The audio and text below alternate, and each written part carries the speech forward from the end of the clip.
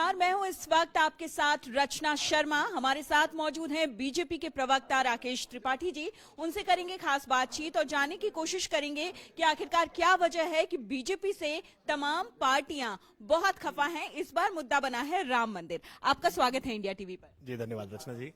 वजह क्या है? बहुत खफा है पूरे विपक्षी, खासतौर पर इस बार राम मंदिर में जिस तरीके से बीजेपी का जो रुख रहा है और राम मंदिर को लेकर जिस तरीके की तैयारी है बीजेपी की और इनविटेशन, इसे लेकर पॉलिटिक्स बहुत हो रही है। नहीं देखिए, विपक्ष का भाजपा से खफा होना तो समझ में आता है, लेकिन प्रभु रामलला से खफा हो जाएंगे आप प्रभु रामलला के कार्यक्रम का बहिष्कार करने का काम करेंगे। यह अवसर था परिष्कार का कि रामलला के विराजमान की अब प्राण प्रतिष्ठा हो रही है। 500 वर्षों की लंबी प्रतीक्षा के बाद प्रभु अपने भव्य दिव्य मंदिर में विराजने जा रहे हैं। पूरा भारत इस समय आनंदित है, आह्लादित है। ऐसे समय में भी वो राजनीति करना उनके लिए जरूरी है। ऐसे समय में भी मजहबी तुष्टिकरण उनके लिए जरूरी है। लेकिन अखिलेश यादव जो है वो कह रहे हैं, आप लोगों का कहना है कि उनको इनविटेशन जो है, निमंत्रण पत्र कुरियर किया गया है। वो तो सरेआम कह रहे हैं कि वो कुरियर किस एड्रेस पे किया है वो तो बता दें। नहीं, ये प्राण प्रतिष्ठा भगवान की है। अब उनको अपनी प्रतिष्ठा का ध्यान है। अब उनकी क्या अपेक्षा है कि क्या पालकी और डोली भेज करके उनको आमंत्रित किया जाए? वो क्या अपेक्षा के साथ है? अखिलेश यादव को अपने इस अभिमान से बाहर निकलना चाहिए। उनको इस गलतफहमी से बाहर आना चाहिए कि वो उत्तर प्रदेश के अभी भी मुख्यमंत्री अपने आप को मानते हैं। वो न जाने किस प्रकार के प्रोटोकॉल की अपेक्षा कर रहे हैं। अरे प्रभु का बुलावा आया है, सौभाग्यशाली है वो। देश के कुछ सौभाग्यशाली लोग हैं जिनको श्री राम जन्मभूमि तीर्थ क्षेत्र न्यास की तरफ से निमंत्रण गया है। 22 तारीख के ऐसे दिव्य अवसर पर रहने के लिए उनके पास एक ऐसा अवसर था जिससे वो राम भक्तों की हत्या के अपने पाप को शायद कम कर सकते थे, लेकिन उन्होंने यह अवसर गंवा दिया। और अभी भी उनको अपनी प्रतिष्ठा का ध्यान है कि मुझे निमंत्रण लेकर के कोई मिलने क्यों नहीं आया, मुझसे आग्रह किसने क्यों नहीं किया। अरे उनको निमंत्रण गया था, बाकायदा निमंत्रण गया है। भाई पूछ तो रहे हैं किस एड्रेस पे भेजा आप लोगों ने निमंत्रण, उन्हें मिला नहीं अभी तक। नहीं, निमंत्रण उन्हें मिल गया। उन्होंने इसकी स्वीकारोक्ति भी दे दी है। उसका अपनी बात को वो पलट जा रहे हैं तो ये अलग बात है। उन्होंने खुद इस बात की स्वीकारोक्ति दी और तब तक वो सवाल उठाते रहे कि निमंत्रण भेजा नहीं गया। जब श्री राम जन्मभूमि तीर्थ क्षेत्र न्यास ने इस बात को स्पष्ट कर दिया, उसकी स्लिप जारी कर दी, 3 घंटे के भीतर उन्होंने तुरंत इस बात को स्वीकार कर लिया कि हाँ मुझे निमंत्रण मिला है, लेकिन ये भी कह दिया कि मैं दर्शन करने अभी जा नहीं रहा हूं। चलिए, 400 पार, अब की बार बीजेपी 400 पार, ये जो नारा चल रहा है, ये जो पूरा कैंपेन इसके इर्द गिर्द रचा जा रहा है बीजेपी का, क्या 2024 में राम जी 400 पार दिला पाएंगे? देखिए, भारतीय जनता पार्टी ने आज 4 करोड़ लोगों के घर बनाने का काम किया है। आज 14 करोड़ लोगों के घर में नल से जल पहुंचाने का काम किया है।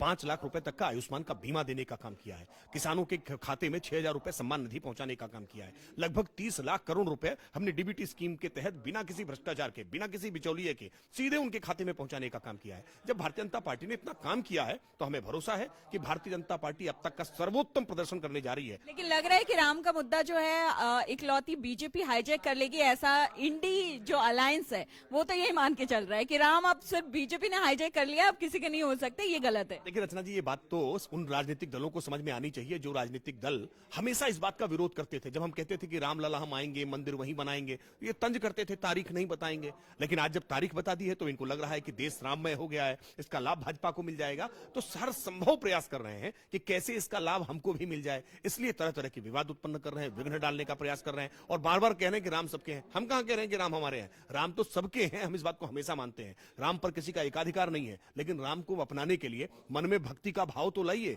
ये चुनावी हिंदू बन करके आप राम के नहीं हो सकते, न राम आपके हो सकते हैं।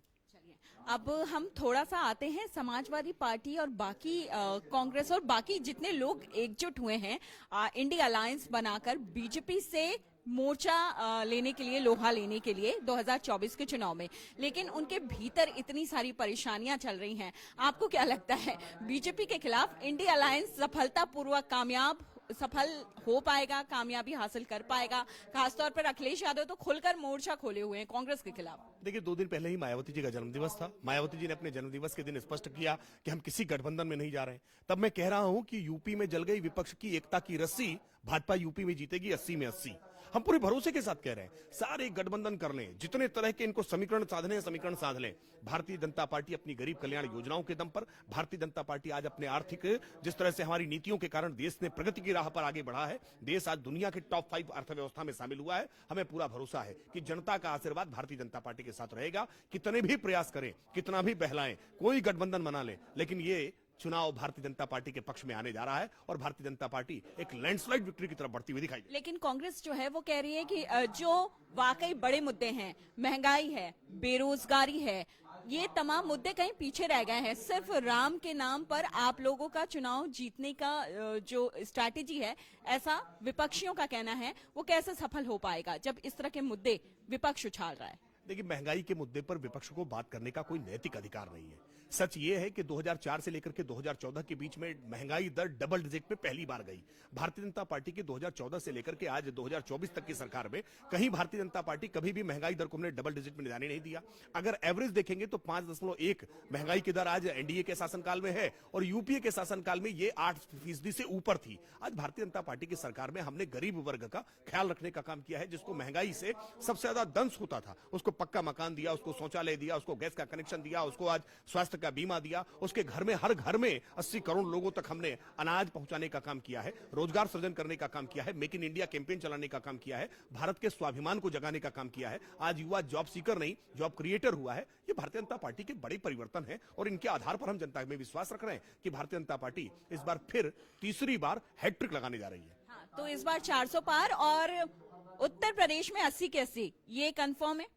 देखिए, भारतीय जनता पार्टी अब तक का सबसे बड़ा इतिहास रचने जा रही है। अब तक भारतीय जनता पार्टी ने जितनी सीटें कभी नहीं पाई थी, हम उससे ज्यादा सीटें पाने जा रहे हैं और हो सकता है कि देश में इतने बड़े नंबर्स के साथ कोई सरकार न बनी हो जितने बड़े नंबर्स की सरकार भारतीय जनता पार्टी की बनेगी। उत्तर से लेकर दक्षिण तक, पूर्व से लेकर पश्चिम तक आज भारतीय जनता पार्टी ने अपना विस्तार किया है। कांग्रेस पार्टी आज कहां है? उत्तर भारत में पूरी तरह से कांग्रेस पार्टी साफ हो गई। उत्तर प्रदेश में आज कांग्रेस पार्टी के एकमात्र सांसद श्रीमती सोनिया जी हैं, वो इस बार चुनाव हारने जा रही है।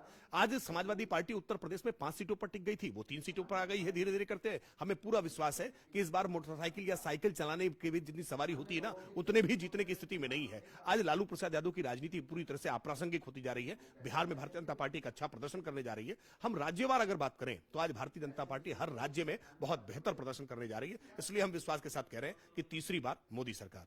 चलिए, हमसे बातचीत करने के लिए, इंडिया टीवी के मंच पर आने के लिए आपका